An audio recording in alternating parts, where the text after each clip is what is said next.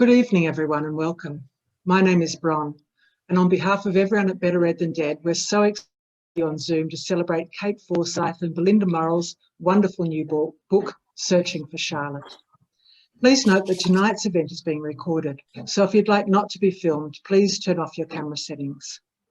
Before we begin the proceedings, I'd like to acknowledge and pay to the traditional owners of the lands on which we meet. These will be different depending on where you're zooming in from.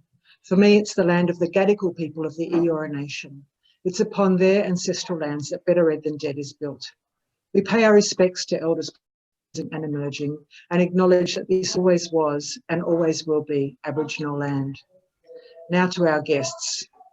Kate Forsyth and her sister Belinda Murrell obviously have inherited the family writing gene. I'm going to leave Patti Miller to introduce them, but I'm just going to say a few words about Patti. Patti has taught creative writing with a particular focus on autobiographical writing for more than 20 years. She's the author of 9 books, including 2 travel sojourn memoirs, Back in Paris and The Joy of High Places. Her other books include The Last One Who Remembers, Whatever the Gods Do, The Mind of a Thief, Child, and the best-selling text, Writing Your Life, the memoir book, and Writing True Stories. Patti's travel writing has been published in news and magazines, and she has run popular writing courses for many people, including Better Read Than Dead. Finally, before we get started, please note that there'll be a Q&A session towards the end of tonight's event. You can type any questions you may have for Kate and Belinda into the group chat, and they will add a video once the time comes. Without further ado, I'll pass it over to Patti to introduce Kate and Belinda and begin the proceedings. Okay, thanks Bronwyn, and welcome everybody. It's lovely to see you here in a little strip at the top of my screen. My internet connection and some of your internet connections might be a bit dodgy, but we'll do the best we can and just keep on going. It happens in the evening. I want to acknowledge the Gadigal storytellers, who are the storytellers of the land that I am on at the moment, and to acknowledge the storytellers on all the different lands that you are on. We are simply continuing that tradition of storytelling. I want to introduce Kate and Belinda as well, because they're an incredible pair that I'm talking to tonight, and we're going to be talking in particular about their book, Searching for Charlotte, which you've got right here. So I'm just going to read their bios, and just so that you get a bit of an idea about their extraordinary backgrounds. And the first thing I probably should say is that they're actually sisters, these two, they're sisters. So Dr. Kate Forsyth, who's the dark-haired one, it's kind of like Rose Red and Snow White. It is! Rose Red is Dr. Kate Forsyth, an internationally best-selling novelist, poet and essayist, who's won many awards, including the 2015 American Library Association Award for Best Historical Fiction for her novel Bitter Greens, the William Athling Jr. Award for Criticism for her doctoral exegesis, The Rebirth of Rapunzel, a mythic biography of the Maiden in the Tower, and a silver medal in the 2018 US Reader's Favourite Book Awards for Vasilisa the Wise and Other Tales of Brave Young Women. Kate was awarded the prestigious Nancy Keesing Fellowship by the State Library of New South Wales to research and write Searching for Charlotte. Kate has a BA in Literature, an MA in Creative Writing, and a Doctorate of Creative Arts, and is also an accredited Master Storyteller with the Australian Guild of Storytellers. Her books have been translated into 20 languages. Snow White, or Belinda Murrell, has worked as a journalist, technical writer, and public relations consultant, writing for newspapers and magazines around Australia. Belinda is the best-selling internationally published author of 35 books, including her popular Lulu Bell and Pippa's Island series for younger readers. She is also known for her historical novels, including The Lost Sapphire, The River Charm, The Locket of Dreams, The Forgotten Pearl, The Ruby Talisman, and The Ivory Rose. Her books have been recognised by many awards, including Honour Book Koalas 2013, shortlisted 9 times in the Young Australian Best Book Awards, YAPA, CBCA Notable List, and highly commended. Books have been translated into Czech, Turkish, Afrikaans and Portuguese.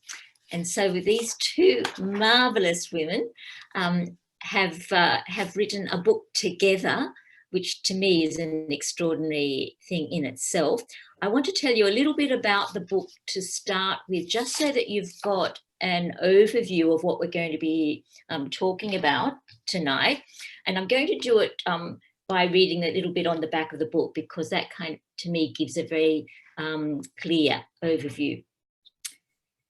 180 years ago, Australia's first children's book was published by an anonymous writer known as a lady long resident in New South Wales. So there wasn't a name, it was just a lady long resident in New South Wales.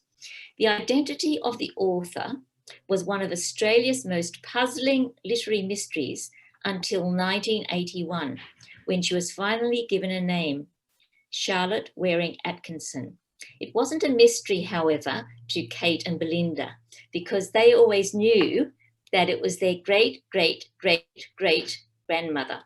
So here we have the great-great-great-great-granddaughters, Kate Forsyth and Belinda Murrell, who are both celebrated authors themselves, as we've read, and they grew up on stories about Charlotte's life of love, grief and violence, and about her struggle to assert an independent spirit. So I'm going to stop there because I want them to be tell us more about it as well. But this book is remarkable in many ways. The content itself, this extraordinary woman, Charlotte Waring, that they are writing about, is extraordinary, but it's also a wonderfully engaging story. It's a wonderfully engaging read. It's an impressive amount of integrated research. But to me, one of the most remarkable things was that it was written by two people. And knowing how individualistic writers can be, I think that's extraordinary. And so I decided I'd like to start with the writing process rather than with the content. These kinds of conversations often start with the content. But now they've got a general idea that this book is about an ancestor of Kate's and Belinda's, and an ancestor who actually wrote the first published children's book in Australia. I want to ask a few questions about how they actually managed to do this. And I think the first thing I wanted to ask is, was this always going to be a joint project, or did one of you muscle in on the other? No. Do you want to take it away? Yeah. So right from the very beginning, we knew that this was something that we wanted to do together. We'd obviously grown up with this story, but the idea of creating a book together first came to us about almost exactly 3 years ago, when we were at the Children's Book Council award night. There's a wonderful literary award named after our ancestor called the Charlotte Waring. The Charlotte Waring Award. And we were there on the night. We were telling the story of her incredible life of love and grief and sorrow and triumph. And everyone said, this is such an incredible story. Why don't we know it? Why is it more widely known? You must write her story. And so Belinda and I turned to each other in the cab going home and said, maybe we should do it. And so we agreed to do it. And we always, right from the very beginning, we knew we wanted to write it together, that we felt that it was our shared story, and we both wanted to bring our own different thoughts and opinions and voices to the story. And we felt that that would make it more interesting to have both our perspectives on the story. We didn't want to write a royal we. We didn't want it to have just one voice. We wanted to make sure that we had our own unique voices, and that it was clearly two sisters writing a story together. Okay, so it is extraordinary too then that it was kind of, the idea was only born 3 years ago, and here it is out in the world. But I want to know, because I'm really curious about this, how did you divvy up the chapters? How did that was easy. So we actually, as soon as we decided we were going to write it, we had some key points that we realised if we put out Charlotte's life on a timeline, and we roughly divided those into chapters. And so the two of us sat down and we just said, well, I'd really like to write this chapter. And then Kate said, well, and we just took it in turns to choose the chapters. And there was probably a couple of chapters that Kate thought, well, I would quite like to write that. And I thought, well, I would like to write that as well. But we were very fair about it, and we drank a bottle of champagne and divvied it all up. And then we thought about where we would like to take this idea of ours to have it published. And both of us are published by Penguin Random House. And so we had initially thought about going to Penguin Random House, but then we thought that the National Library of Australia had the most beautiful archives. They had the resources we needed, plus they do the most beautiful publications. And we thought they would do something that really do the book justice. And so we went to the National Library of Australia, and they loved the idea. They leapt at it, but they had one condition, which I had a little bit of a problem with. But their condition was that they definitely didn't want a dry, traditional, boring academic biography. They wanted it to be very personal. They wanted us to weave our own memoir through the story, so that it was the story of our lives growing up in a literary family, woven in with the old family stories and the family lore, woven in with our search for her and all our discoveries along the way. And so I was a little bit reticent at first, but that was their vision for the book. And I must say, I think that it was a brilliant idea. I do too. I have to say that they were right about that, because I think it works really, really well. It's really effective. And it's interesting that you don't go backwards and forwards in the chapters. It's not one Kate and then one Belinda, one Kate, one Belinda. There's whole kind of sections of Belinda and then whole sections of Kate, which I think is really interesting, because, there's slight differences in your voices and in the styles, but they kind of flow very effectively together. But I was wondering about this idea about the way that it's structured around your search. I was just going to read a short paragraph myself, just to give a bit of a taste of this idea that you talked about, that it's partly memoir and it's partly biography and it's partly family history. In fact, it's all three, and I think, to me, it works very well, because I think, that family history in particular can be awfully dry. Yes. And biography can at times as well. So I think, that you've made it very interesting. But this is just one little paragraph from the book, which is both of you taking the reader on the journey with you. And this is just from early in the book. And in England, Kate and I rent a farm cottage near Shoreham, in the middle of the Kent Downs area of outstanding natural beauty, so we can explore the region where our ancestors lived for so many years. The countryside is gorgeous, rolling wheat fields sprinkled with scarlet poppies and blue cornflowers, hedgerows of wild pink roses, banks of lavender and thick woodland. Mossy stone bridges cross the River Darren beside ancient fords. The country laneways are narrow and winding, with high hedgerows and leafy beech tree tunnels designed for horse and cart, not for cars. Now that's just a paragraph that puts us right there. So this framing device, was it something that you felt was necessary to hold the book together? Yes, I think definitely it was. It was this, we had been working, by the time we went to the UK on this research trip, we had been working on the book for over a year, and it was a year of extremely intense research. And we had been digging and getting lost down rabbit holes and floundering around in all this research. And it wasn't until we went to the UK and we were actually walking in Charlotte's footsteps, and we were seeing the landscape, which in many ways is just as it would have been when Charlotte lived there. And suddenly, by walking in her footsteps, she really came alive to us. And it was almost as though we could feel what she might have been feeling at certain points in her life, thinking what she might have been thinking, seeing what she might have been seeing. And that really brought her alive to us. And also we had this strange serendipitous sense that she was guiding our footsteps. And there were things that we discovered that it was almost impossible for us to have found if we hadn't had a little bit of, extra help. So really, for me, that trip to the UK helped me work out. We worked out on that trip what our framing device was going to be, what our structure was going to be, how we were going to form the narrative arc. And so that really made the book come together for me. Yes, I think it works, to me it works as a structural device beautifully, but it's also about texture. It creates texture. I was wondering if you would talk about that a bit, Kate. Absolutely. So, you know, when we were thinking about how this book would best move together, what was really important to us was that we would each have our own unique voices, that we were able to write in our own way, and that we would be, we had a little mantra to ourselves where we wanted to be transparent. We wanted to show our own vulnerabilities.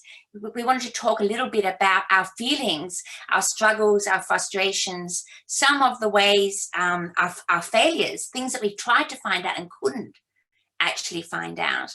And also a little bit about what it was like for us to grow up in a writing family. And so as we were doing the research and as we were, you know, allowing the story to unfold in our imaginations, we were constantly thinking, how can we create a story that feels warm and intimate and real and authentic, that was as if we were having a conversation with our audience, as if we were telling them some of our own stories, some of our true struggles and our moments of triumph.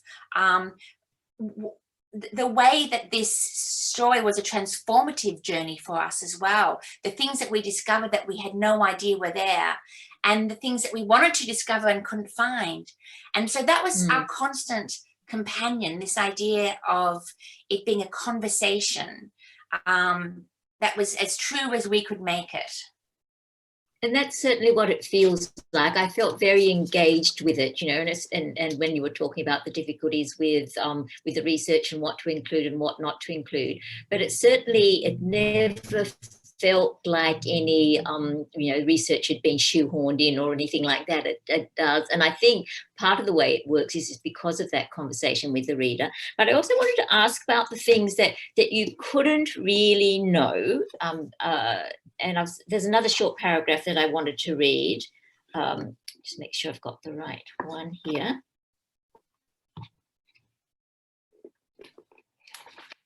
These little yellow post-it notes. This is when you were actually, or Charlotte is in New South Wales, and she has a house called Oldbury, and I think her husband's brother has a house called Merriworth. So I'm just going to read you this little paragraph and ask you about it.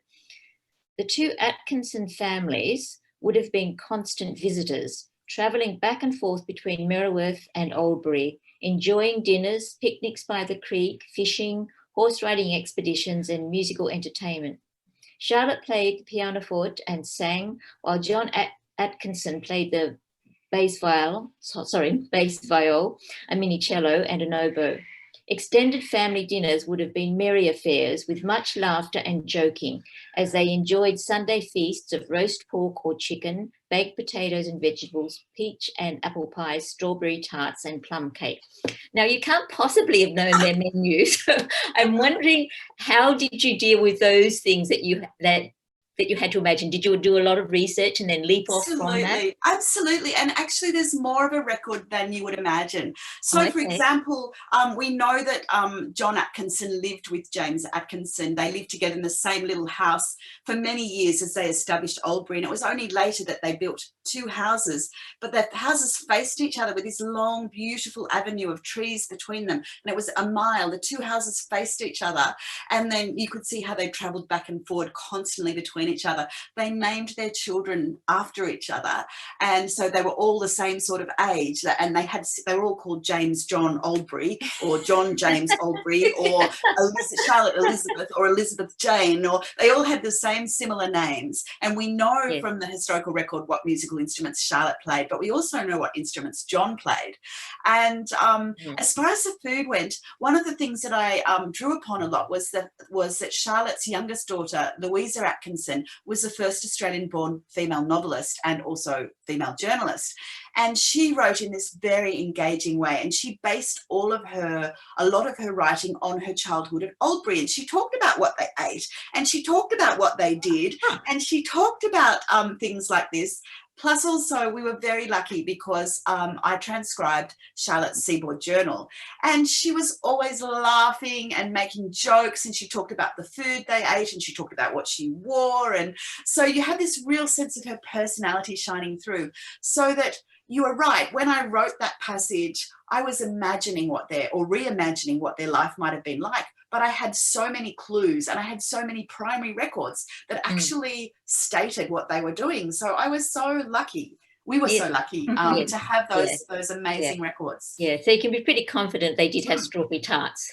Absolutely, absolutely. Yeah. Before I move on to content, I do want to ask you one last process question.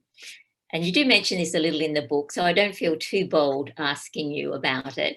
But as two accomplished creative writers, I know you would have had to have disagreed about various things. What sorts of things did you disagree about in the book, and how did you solve them? Well, it was a bit of a process. I mean, and we absolutely did disagree about certain things. But when we began, we made a promise to each other that our love for each other was more important than the book, and that if it ever came to it, we would just stop writing the book. And that was never going to be an option. So we had to work through any problems. Because we're both writers, we understand that a creative process is a journey. And so first draft work is never your best work. First draft work is when you're exploring and playing and feeling your way forward. And so we because we are both such experienced writers, we're very careful not to be too critical in the early stages, because what's the point in arguing over something that might end up being taken out anyway? The third thing that we did is we made an agreement that we would trust our editor at the National Library. And so if there was anything that we really didn't agree about, she would be the arbitrator. And so I was not allowed to make any changes in Belinda's text. I could suggest, she could pick up any mistake that I'd made. We could discuss interpretation of facts. We talked endlessly, but the chapter was ours to do as we thought best, and our editor would be the judge. And sometimes she found in favour of me, and sometimes in favour of Belinda, and sometimes she didn't like either of what we'd done. So having that objective point of view was really, really helpful for us. So valuable. Yeah, and we were very lucky. We had an amazing editor. We're used to working very closely with our editors. We're used to having a very, warm and collegial relationship with our publishers and our editors. And so we simply trusted the process. We trusted that all would be worked out along the way. Yes.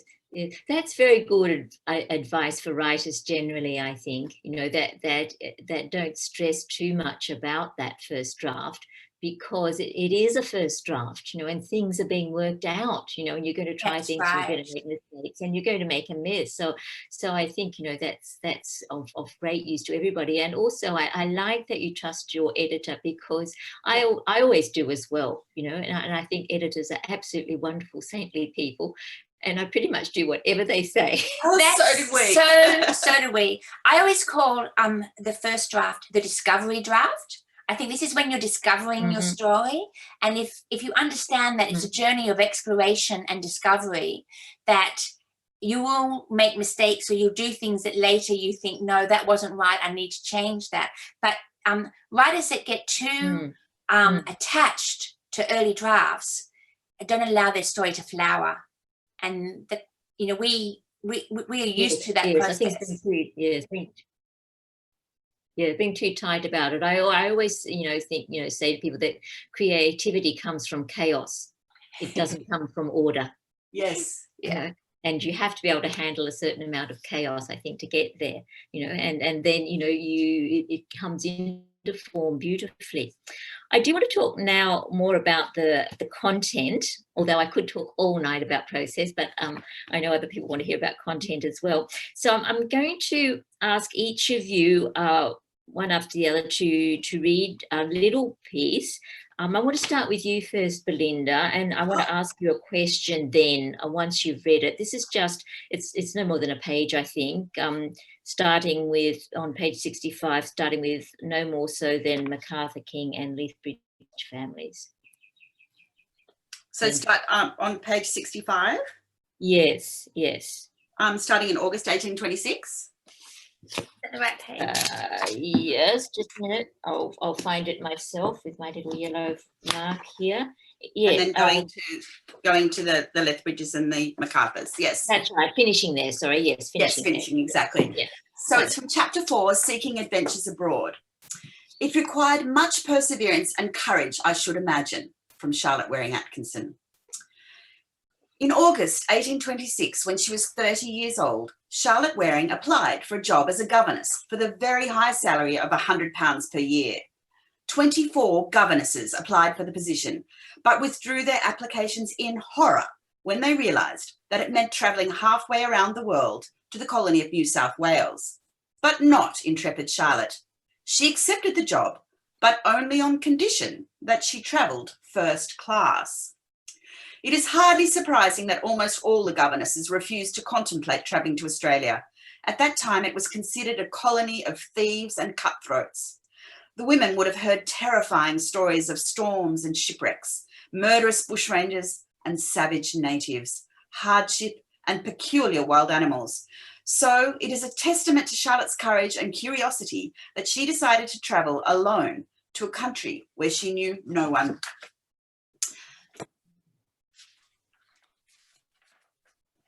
From reading Charlotte's shipboard journal, it seems that she was keen to experience a more adventurous and independent life.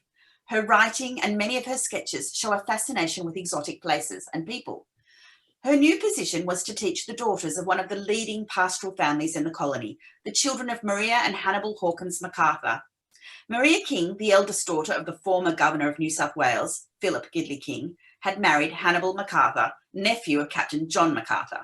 Maria charged her sister-in-law, Harriet Lethbridge King, with the task of finding a highly qualified governess in England and bringing her out to the colony. The foremost families of the colony of New South Wales were very closely entwined, none more so than the MacArthur, King and Lethbridge families. Thank you for that, Belinda. I want to ask you, or if you could tell us a bit more about Charlotte's family background and why was she a governess? Is this something that she expected to be? And also, I'd love you to tell us what happened to her on the boat. Absolutely. Well, Charlotte came from a very wealthy family initially, and she was very highly educated. She's one of the most highly educated women in England, I would imagine. And but sometime during the Napoleonic Wars, her father lost all his money, and so her mother had died when she was very young, and so Charlotte and her sisters were sent to live with their aunt and then sent away to school. And then at the age of 15, Charlotte was told she had to go out and earn her own living, make her own way in the world. So she was very young, and it must have been quite a shock because that's not probably the life that she expected that she would be living. But she seemed to be such a courageous and intrepid woman that she set off and educated herself as well as she could and took on these jobs as governesses. And so she worked as a governess from the age of 15 to about 30 when she applied for this job for the MacArthur family in New South Wales. She was also she was actually learnt landscape painting under the famous landscape artist John Glover. So she was incredibly, she spoke fluent Italian, fluent French. Anyway, she's on the boat, setting off, has just said goodbye to her beloved sister, has just said goodbye to her beloved cousin, and about to leave England forever, leave her home forever. And she's on board all alone on the ship, and it's all in chaos. And then suddenly a handsome young man walks up the gangplank, and he tips his hat to her. Now, in the 19th century, that was a very risque thing to do because they had not been introduced. But it was love at first sight. And this man was James Atkinson, who Charlotte was to to later marry. And so we grew up on these romantic stories about this love at first sight, tipping the hat on the gangplank. And another story which I adored that the great aunts told us, which was at one point on the journey, James tenderly wrapped her in his plaid cloak.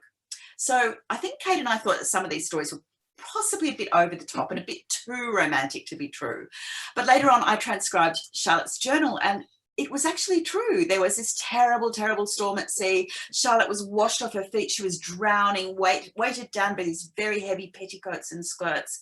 And James charged in and scooped her up and saved her life, and then tenderly wrapped her in his plaid cloak, and the next day proposed to her. They'd only known each other for 3 weeks. And so Charlotte did finish out her 1-year contract with the MacArthur family, and then the very next day she married James and they went to live at Oldbury. So it was lovely discovering this story in her journal and the love and tenderness and joy that was in there.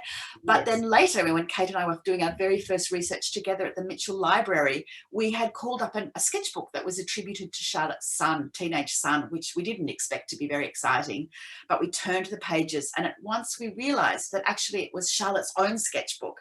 And I turned a page and I screamed out loud and I said, "Kate, she's wearing a plaid cloak!" And it was this beautiful self-portrait of Charlotte that had been lost for centuries, of her with a rose in her hair, wrapped in a plaid cloak on the announcement of her engagement. And so this is the only known self-portrait that we have of her. It's the front piece of the book. Oh, there she is. Yes. So it was very romantic. That is lovely. But that didn't stop the sister-in-law of the woman who'd engaged, the woman who engaged, saying that she'd been flirting with the captain almost, very disapproving. Almost see her annoyance that she'd lost a very highly paid, highly qualified governess. Yes, so I know, but I think it was very a very snobbish kind of reaction that she had to that. I think absolutely. Yeah. Kate, I'd like to kind of jump forward quite a long way because she was married, I think, to the handsome young man, I think for 10 years, and they had 4 children, and then he died and still very young, and she married somebody else, almost on the rebound, it would seem. And I'd like you to read from page 186, and then after you've read it, if you could tell us what had been happening to Charlotte at this point, and I've got a couple of other points I'd like to ask you about as well. That would be my pleasure. Thank you, Patti. So my extract is from chapter 11, A Notable She-Dragon, and the quote from Charlotte at the beginning of the chapter is, "Our future destiny is so veiled in obscurity that it is quite impossible to say with truth what any of us will do at a distant day." And this is the extract. "I can only imagine the giddy relief and joy that Charlotte felt that chilly winter's day in 1841, knowing her beloved children would not be removed from her and given into a stranger's care. The battle was not over yet, however. The trustees still refused to pay Charlotte the money owed to her. In April 1842, the Chief Justice declared the will of James Atkinson proven and ordered that his debts, funeral expenses, and legacies be paid. Patricia Clark, usually so impartial and objective, writes, 8 years after his death! Exclamation mark. That exclamation mark from her is like a string of furious emojis from anyone else. The Chief Justice also found against the executors in some matters. Alexander Berry was required to pay back £95 to the Old Berry estate. "The whole is a fine specimen of legality," Berry wrote to Coghill. "And of course I must submit to repay the money out of my own pocket. It is now impossible to alter the accounts. All the lawyers say that you acted quite wrong. You will most likely be made liable to the children in the amount of £600. This is no doubt must be very annoying to you, but it's far more annoying to me because being originally totally averse to having any connection with such a notable she-dragon, I was only prevailed upon to act on the earnest remonstrance of Mr. Norton and yourself. His malicious description of Charlotte as a notable she-dragon is to me the finest praise anyone could bestow. Charlotte had no weapons but her intelligence, her facility with words, and her indomitable spirit. She fought the world to save her children, and she won. That's wonderful. I was so holding my breath when I was reading that story to get there, but I want to know, why was she called a notable she-dragon? Why was she in court for her own children's custody? It's a very good question. It seems so wrong to us now with our modern sensibility, doesn't it? That a woman would have to fight so desperately to keep her children. So to explain how she ended up fighting so like a tigress for her children, we have to go back in time, back to the death of James Atkinson. He died, we think of typhoid, from drinking impure water. And when he died, his youngest child, who is Caroline Louisa Atkinson, Australia's first female-born novelist, journalist, and botanist, she was only a tiny baby, like a newborn baby. She doesn't think she even, got to see her father. Charlotte was left a widow with 4 young children under the age of about 8 or 9, and she was trying to run this vast land holding in the Southern Highlands of New South Wales. It was land that was worked by convicts. It was surrounded by wilderness, and she was a woman alone, and it was a very dangerous time. One day she was out riding in the Belango forest with her overseer, a man named George Barton, and they were attacked by bushrangers. The leader of the bushrangers was a man called John Lynch, and he was later to be called the Berrima Axe Murderer. He was Australia's first serial murderer. He was a brutal and violent man. He told George Barton that he thought it his duty to teach all the gentlemen what it's like to be flogged. And so George Barton was whipped with a heavy bull whip, 30 strokes. His back would have been completely lacerated. Terrible thing, for Charlotte to see and to be involved in. Now, we do not know what happened to Charlotte that day. It's a secret that has never been revealed, but we fear the worst. John Lynch was later to rape a 14-year-old girl and then murder her and her entire family. So we know that he was capable of sexual violence. 3 weeks later, Charlotte married George Barton, and I strongly believe that she married him in order to try and save her children from the terrible scandal. The bushrangers' attack was reported in all the papers. Everyone knew that Charlotte had been out riding alone with a man and had been attacked by bushrangers. It was to prove to be a great mistake, because George Barton was also a violent and unprincipled man. And 3.5 years later, Charlotte packed up her 4 young children, a few sticks of furniture, and she fled. She fled Albury. She left her home behind. She left her source of income behind. She left her second marriage behind. And she and her children rode on horseback through the dangerous gorges of the Shoalhaven River and came eventually to Sydney. And the very first thing that Charlotte did in Sydney was apply to the police for protection against George Barton, the husband that she had fled. She also applied to the courts for some income from the property so that she could feed her children and pay for their doctors and their clothing and their schooling. But the trustees of Oldbury, instead of helping her in this time of terrible pain and hardship, instead they applied to the courts to have her children taken away from her. And the quote from the legal paper says, in consequence of her imprudent marriage to George Barton. Now, at that time in British law, women were not considered capable of raising their own children. And so custody was usually always given to the father. But of course, these children's father was dead, and their stepfather was proven to be a violent man.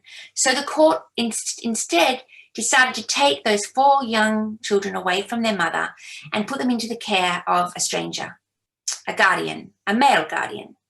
So they put forward the name of a young man. He was only 22 years old, only a few weeks in the colony, and he'd never met the children. Well, Charlotte refused. She fought all the way through the courts of New South Wales, all the way up to the New South Wales Supreme Court.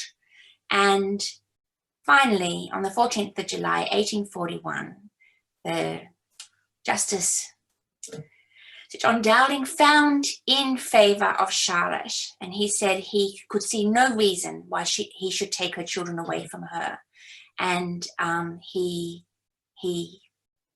found in her favour. This is only the 3rd time in the history of British law that a woman was given custody of her own children. It's a great triumph for women's rights in this country. Yes, that story alone should let everyone know what kind of woman this indomitable she-dragon was. But she was also doing something else at that time, wasn't she? She was actually creating something else. She was indeed. I like to think of her coming home worn out and exhausted after battling all day in court. And there are her 4 young children. So I imagine her drawing them around and telling them stories and creating an enchanted circle for them where those children felt safe and knew that they were loved. And it was Charlotte's job to teach those children. She couldn't afford to send them to school. And so the stories she told them had an educational purpose. She told them about what life was like in the colonies. She explained the flora and fauna of this beautiful country in which she lived. She explained its history, and she entertained and educated her children with these stories. Her book is called A Mother's Offering to Her Children by Lady Long, resident in New South Wales, and it was published in December 1841, 5 months after her triumph in court. And with the proceeds from that book, Charlotte was able to care for her children and feed them and pay for their medical bills and look after them until her little son was old enough at last to inherit Oldbury. Yes, that's extraordinary. To be writing a book under those conditions is just about unimaginable. That she actually did that is extraordinary to me. I have lots more questions and we're running out of time a little bit here, but I would like to ask you about, there's many important themes in this biography, but 2 that I noticed are the position of women and also the position of Indigenous Australians. And Kate, I wanted to ask you your reaction to this quote. It's a very well-known quote. In fact, I came up against it again today in another completely different context. And this is the quote: "There is no more sombre enemy of good art than the pram in the hallway." And I wondered what your personal reaction to that was, and also how did it apply to Charlotte? So, of course, that is a quote by Cyril Connolly, the British critic who wrote it in the 1930s. And it's famous because it encapsulates so powerfully how difficult it is for women to be creative artists. You know, Virginia Woolf said, for example, that, throughout history, Anon, i.e. the anonymous writer, was most likely to be a woman.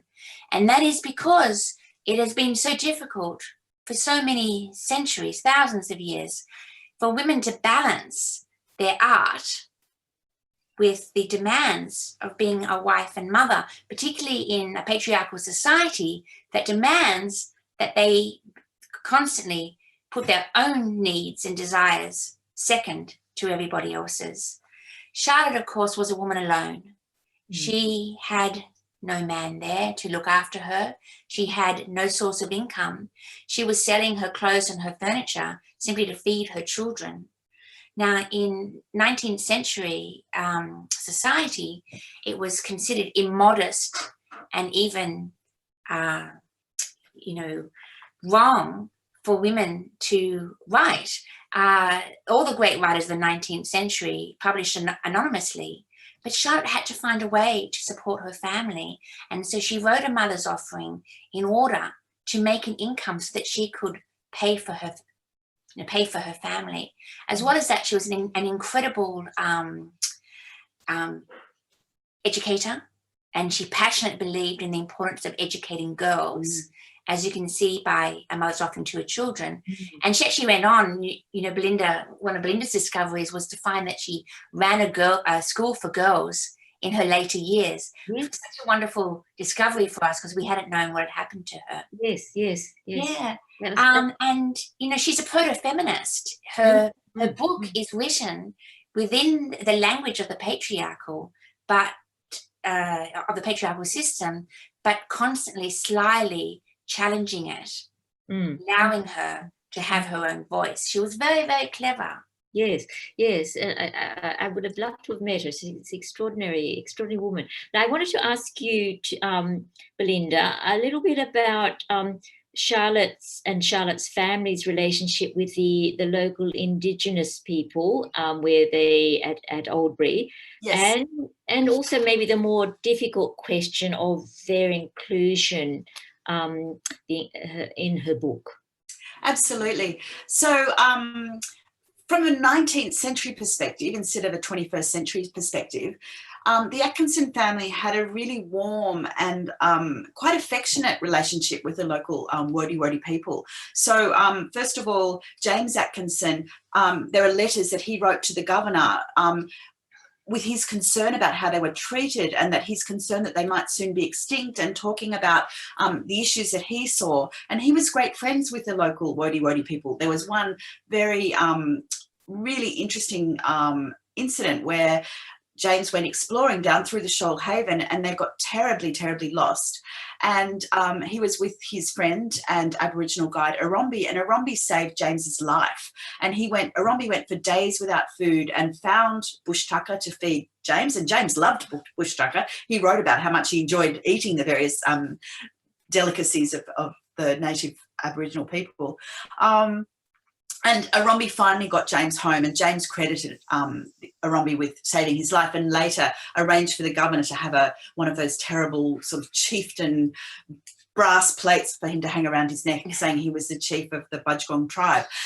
So there was this, when Charlotte arrived in Australia, James already had this warm relationship, and I suspect that he had already given this interest to Charlotte on the boat, because on the journey over she wrote about the local people and what they called places, and she had this fascination with them. Later in life, the family was invited to go to corroborees. She was one of the early ethnographers, where Charlotte actually wrote a lot about cultural practice. She was fascinated, and she sketched all these things about them. So from her perspective, I think she believes she had a warm, friendly and affectionate relationship with the local Aboriginal people, as did James, as did their children.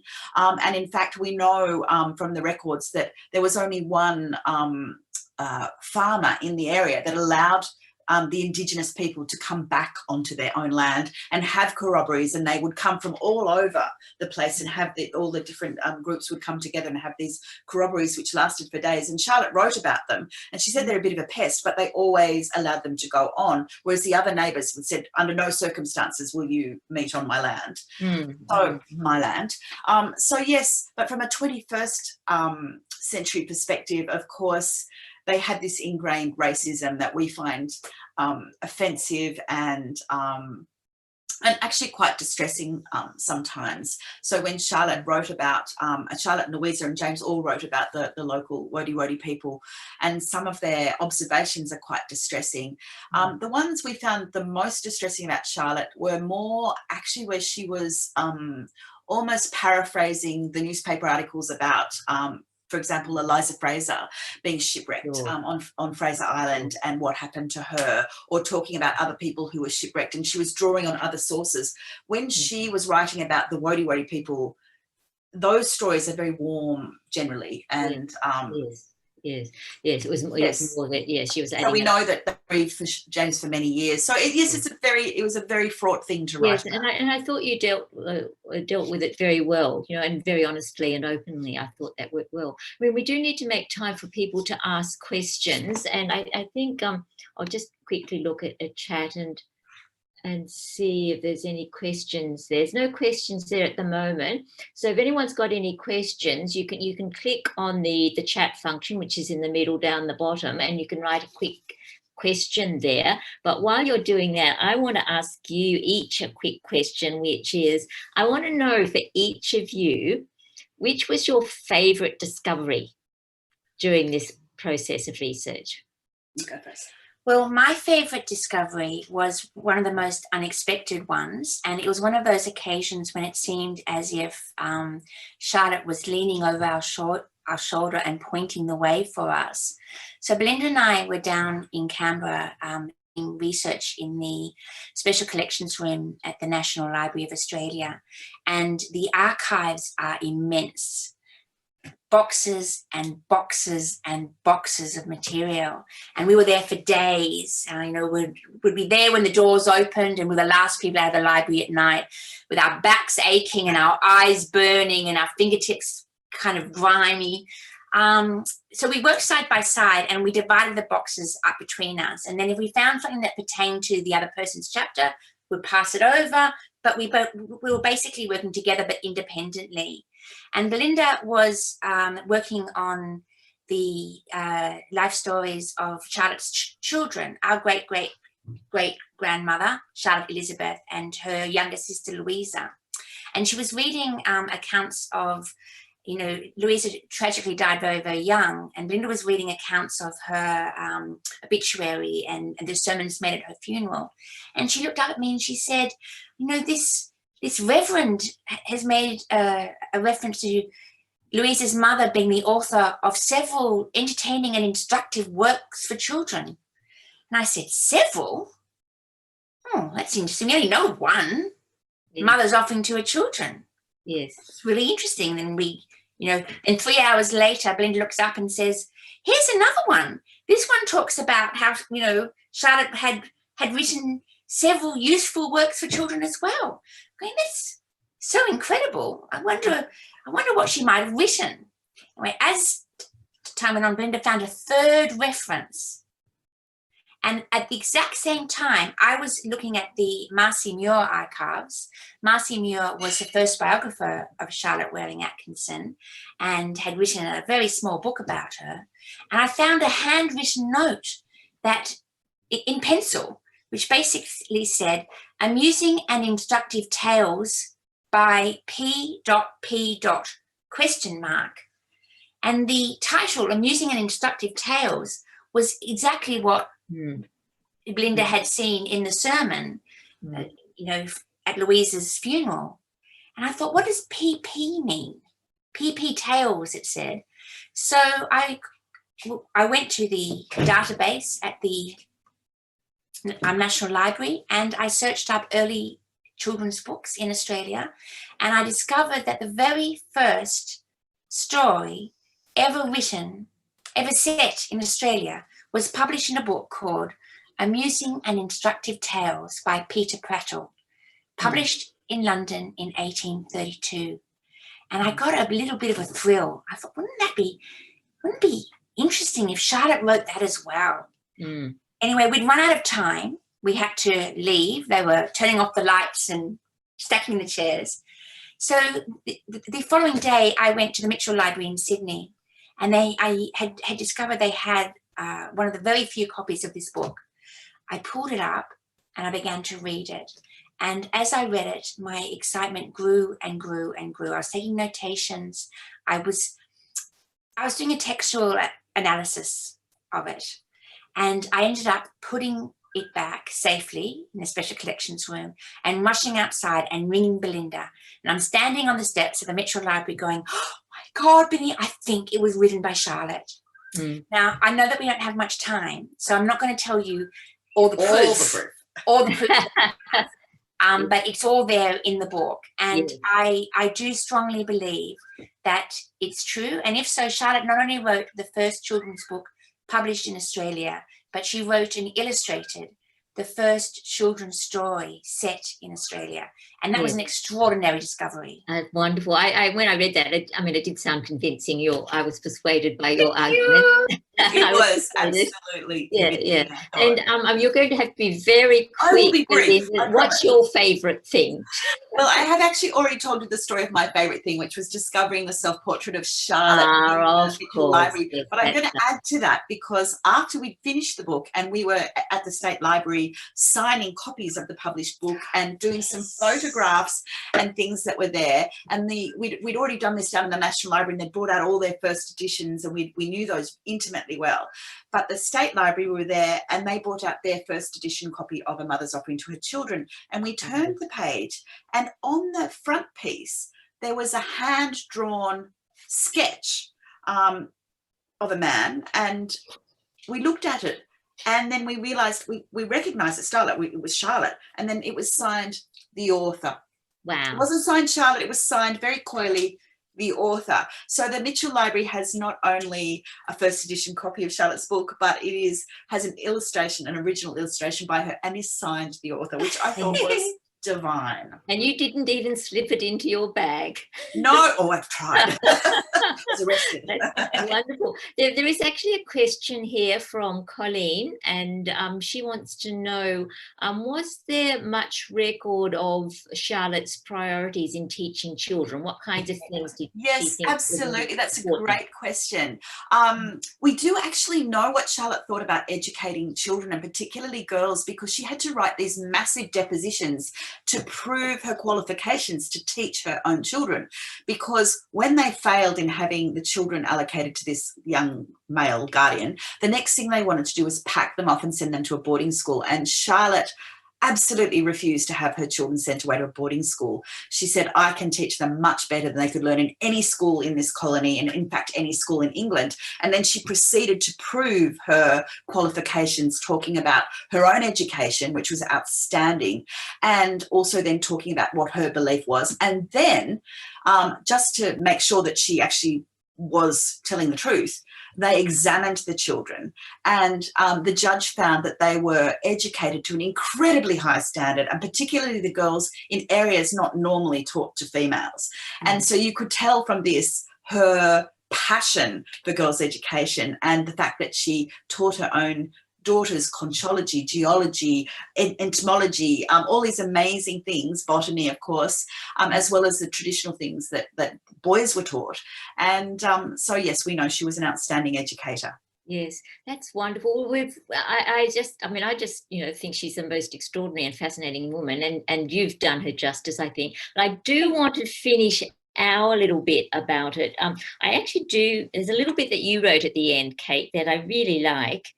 And it's actually on page 275. I didn't give you any warning about this whatsoever. I'm sorry, but I just loved it. And it's that last little paragraph on page 275 that starts all my life. I was wondering if you could just read that little passage there. That would be my pleasure. All of my life, I have been fascinated by the idea of song lines, song spirals, dreaming tracks that sing the country to life. Songlines are not just sung poems, they are spells, rites of passage, memory palaces, systems of navigation, ancestry trees, creation myths, tales of wonder, lists of ancestral laws, moral codes, old archives, the living narrative of our nation. Singing up one's country is a way of knowing that animates and connects country and kin. So, figuratively speaking, this book has been a way for me and my sister to sing the country of our past to life, to sing the song lines of our forebears. It is our offering to our brave ancestor. Thank you. And I can't finish any better than that. So I will say thank you, and I will throw back to Bronwyn at Better Read Than Dead, who can tell all of you where you can buy this wonderful book. Thank you. Thank you.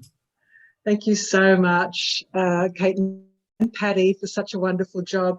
There was one last question. I don't know if there's time for it, or is there Fire time? away. Yeah. Jenny says, I can hardly wait to read your book. I'm interested in knowing what techniques you use to create the feel you talked about. The warm and intimate feel that we talked about. It's a really, really good question. It involved us allowing ourselves to be vulnerable, allowing ourselves to be truthful, allowing ourselves to be our own selves and not create an artificial facade to hide about. It involved us drawing upon our own diaries and our own journals, where we'd written very frankly about our struggles and our challenges. And our feeling was we wanted to create a sense of an intimate conversation, you know, a conversation between friends. And so we had to open up and invite people to come in and connect with us and to be able to project themselves into our story and also into Charlotte's story. And so that meant that our whole process was constantly about challenging ourselves to be more true, to be more honest, to be more transparent, and to be human, to allow ourselves to fail, allow ourselves to perhaps not be perfect. So, you know, it was hard for both of us. It was probably the biggest challenge of the whole book. And so we were lucky in a way that we had each other to comfort and support each other through some of the harder passages, and also to reassure each other that it was okay to be honest. It was not only okay, it was better. Yeah, it makes for the best writing, doesn't it? Now, there's a little, before I sign off, there's saying thanks so much. I've read the book and it's absolutely wonderful. Oh, thank you. From Vanna saying thank you. I'm an early childhood teacher and it's lovely to hear about her views on education. And from Jean, thank you. Fascinating conversation, reprocess. And thank you for such a beautiful conversation, the three of you. I put a link in the chat box to buy the copy of Searching for Charlotte from Better Read Than Dead. You're still able to buy it, get delivery, free postage. So I'll sign it for you. So if you want a personal inscription, just let Better Read Than Dead know, and we're both coming together to sign the book. So and if you're quick, we can post them out and you get them by Christmas. Thanks so much, everyone. Thank Good you. evening. Thank you. Bye-bye. Good night, everyone. Good night. Thank you. Good night. Thank you, Thanks, Patti. You're wonderful. You're wonderful. You're welcome. Thank you all for joining us. Bye. Thanks, everyone. Enjoy the Thanks rest for of your joining evening. us. Bye. Bye.